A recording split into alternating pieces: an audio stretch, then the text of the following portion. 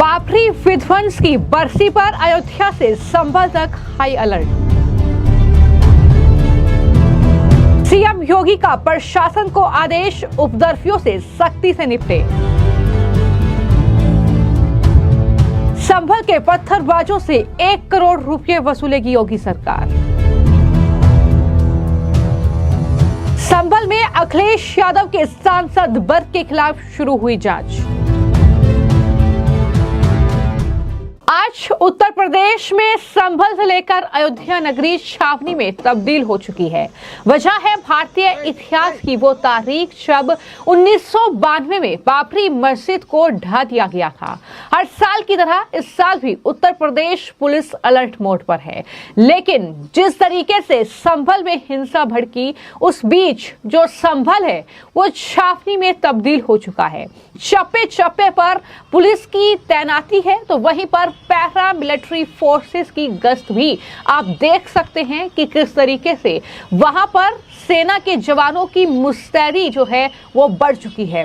क्योंकि ये एक वो दिन है जब कहीं ना कहीं जिस तरीके से 1992 में कार सेवकों की भीड़ ने बाबरी के विवादित ढांचे को गिरा दिया था, और इस तारीख की संवेदनशीलता को देखते हुए यूपी पुलिस इस बार बिल्कुल भी रिस्क लेने के मूड में नजर नहीं आ रही है। और इसे देखते हुए ही संभल में जुमे की नमाज से पहले सुरक्षा बढ़ा दी गई। जुमे की नमाज भी अब शांति से निपट चुकी है। कोई अप्रिय घटना ना हो, इसके लिए सुरक्षा के तमाम पुख्ता इंतजाम किए गए हैं। और पहले ही उत्तर प्रदेश के मुख्यमंत्री तो अधिकारियों के साथ मीटिंग ले चुके हैं। उन्होंने इस पूरे घटना को लेकर जहां एक तरफ एक्शन की बात कही, तो वहां पर कानून व्यवस्था किस तरीके से बनी रहे, इसको लेकर भी अधिकारियों को सख्त आदेश दिए हैं। और ऐसे में तस्वीरें लगातार निकलकर सामने आ रही है जब आप देख सकते हैं कि उसी शाही मस्जिद में जुमे की नमाज अदा की गई बड़े शांतिपूर्ण ढंग से, और वहीं पर पैरा मिलिट्री फोर्सेस की तैनाती भी वहां पर आपको नजर आ रही होगी। तो संभल में जिस तरीके से हिंसा भड़की, उसके बाद कुछ राजनीतिक दल जरूर इस हिंसा में और ज्यादा घी डालने की कोशिश में लगे रहे।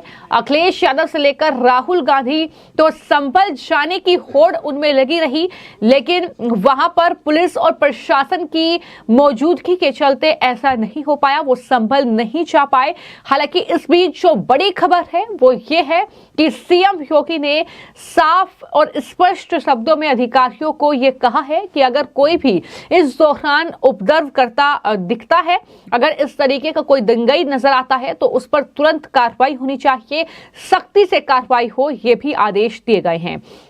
वहीं पर जब मैंने आपको जानकारी दी थी कि पत्थरबाजों को लेकर भी सीएम योगी ने यह सख्त आदेश जारी कर दिया है कि दरअसल इन पत्थरबाजों से जो नुकसान इस हिंसा के दौरान हुआ है उसको वसूला जाए, तो ऐसे में पुलिस ने जब अपनी रिपोर्ट तैयार की है, पुलिस ने जब इस पूरे मामले में तफ्तीश की है, तो 1 करोड़ से ज्यादा के नुकसान का आकलन पुलिस ने किया है।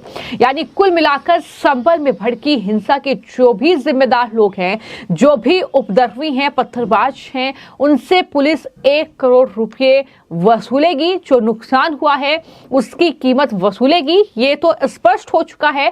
और सीएम योगी के निर्देश पर उपद्रवियों से ये वसूली की जाएगी, उनके पोस्टर लगाए जाएंगे। बाकायदा 34 लोगों को गिरफ्तार किया जा चुका है, 400 से ज्यादा संदिग्ध लोगों की पहचान हो चुकी है। इस पूरे मामले को लेकर जो एक तरफ सिक्योरिटी जो है जुमे की नमाज और साथ ही बाबरी विध्वंस की जो बरसी है उसको लेकर जो सिक्योरिटी वहां पर है, जिस तरीके से वहां पर प्रशासन की मुस्तैदी है, दरअसल इसको लेकर पूरी जानकारी जो है वहां के जो डीएम हैं राजेंद्र, उनकी तरफ से दी गई है। और इसके अलावा कुमार बिश्नोई जो कि एसपी हैं संभल के, उन्होंने भी इस पूरे मामले को लेकर पूरी जानकारी दी है। सुनिए उन्होंने क्या कुछ कहा है। इसलिए हमने आज संभल आया है, और संभल आते हुए सभी हमारा आरएएफ और आरआरएफ और हम एसपी और डीएम संभल के साथ हम लोगों ने फ्लैग मार्च कराया। पूरी इलाका का एक बार पूरी एक और आज के दिन में क्या स्थिति है उसके बारे में एक फर्स्ट हैंड इन्फॉर्मेशन हम लोगों ने पैदल गश्त करते हुए देखा। पूरी जनपद संभल शांत है, कोई दिक्कत नहीं है। फिर भी ऐसे प्रिकॉशनरी मेजर हम लोगों ने ऑलरेडी यहाँ पे कई कंपनी PSC और RAF और RRF डिप्लॉय करके रखा है। इसके अलावा बैरिकेडिंग ड्यूटी भी लगी है और रूट आउट ड्यूटी भी कल लगेगी और कल सुबह का हम लोग ड्रोन के माध्यम से छतों पर निगरानी भी करेंगे और साथ साथ सिविल पुलिस मंडल का सिविल पुलिस भी यहाँ पे कल एक्स्ट्रा डिप्लॉय करेंगे। वो लगातार हम मॉनिटरिंग करते रहेंगे। इसके लिए पूरी मंडल पर भी हमारा बाकी जनपद में मुरादाबाद, बिजनौर, रामपुर और हमरोगा में भी सेक्टर स्कीम लागू हुए कल का मद्देनजर रखते हुए और सभी जगह पूरी मंडल में भी शांति से निकलेगी। तो ऑलरेडी यहाँ पे जो पूरी मंडल में तो ऑलरेडी हमने कई हज़ार CCTV कैमरा लगी है और अभी ये संभल में जो कुछ घटना होने के बाद कुछ CCTV कैमरा टूट गया था, उसके वजह का नया कैमरा भी अभी हमने लगा दिया और इसके माध्यम से लगातार हम लोग मॉनिटरिंग कर रहे हैं। हमारा डिस्ट्रिक्ट कंट्रोल रूम में कई CCTV कैमरा का लिंक है, उसके माध्यम से लोग का आना जाना वाले जो भी लोग हैं उनके निगरानी कर रहे हैं हम लोग। आज और SP और DM ने जो पीस कमेटी मीटिंग है नया गठन किया, जो पुराना लोग हैं, निष्क्रिय लोग हैं, उनके निकाल के जो सक्रिय लोग हैं उनके बुलाया उन्होंने। पूरी यहाँ पे संभल स्तर पर लोग का सभी का दोनों धर्म का लोग का सभी समूह का वर्ग का लोग को बुलाया उन्होंने, बुला के उनसे बातचीत किया, उनके कॉन्फ्रेंस लिया और साथ साथ उन लोग के लिए अपील भी कराया लोग से जाके मिलेंगे और जो नया पीढ़ी है उनके समझाएंगे, शांति से यहाँ पे अमन चैन बने रहेंगे, इसके लिए उन्होंने मीटिंग कराया। बिल्कुल संभल में जो बुलडोज़र चल रहा है वो केवल और केवल चंदोसी में चल रहा है, वो भी किसी के घरों पर नहीं चल रहा है। केवल जो नाले पर अतिक्रमण था या रास्ते पर अतिक्रमण था उनके ऊपर चल रहा है और 24 नवंबर से लगभग 22-24 दिन पहले से चल रहा है। वो 1 महीने से लगातार कार्रवाई आप सभी को पता ही है और वहाँ पर भी सब लोगों से सहमति लेकर के और जो विस्थापित हो रहे हैं उनको किसी दूसरी जगह दे करके फिर हम वहाँ पे कार्रवाई कर रहे हैं। और ऑनरेबल सुप्रीम कोर्ट ने जो आदेश दिया है, उनका जो डिसीजन है उसी के अकॉर्डिंग हम कार्रवाई करेंगे। कहीं पर भी कोई भी कार्रवाई करनी है वो कानून के अंतर्गत होगी, चाहे वो संभल में हो या चंदोसी में हो या गुन्नौर में हो, किसी भी तहसील में हो, जो भी कार्रवाई है वो कानून सम्मत होगी। पिछले 3 दिनों से जितने भी घटना स्थल है उन सबका विभिन्न विवेचकों द्वारा मुआयना किया जा रहा है। उसमें उनके साथ नगर निगम की टीम और फोरेंसिक की टीम है, वो टीमें सब लगी हुई हैं। उनको आज एक घटना स्थल से 7.65 के 2 फायर्ड केस मिले हैं और उसके साथ 2 12 बोर के कार्ट्रिज मिले हैं।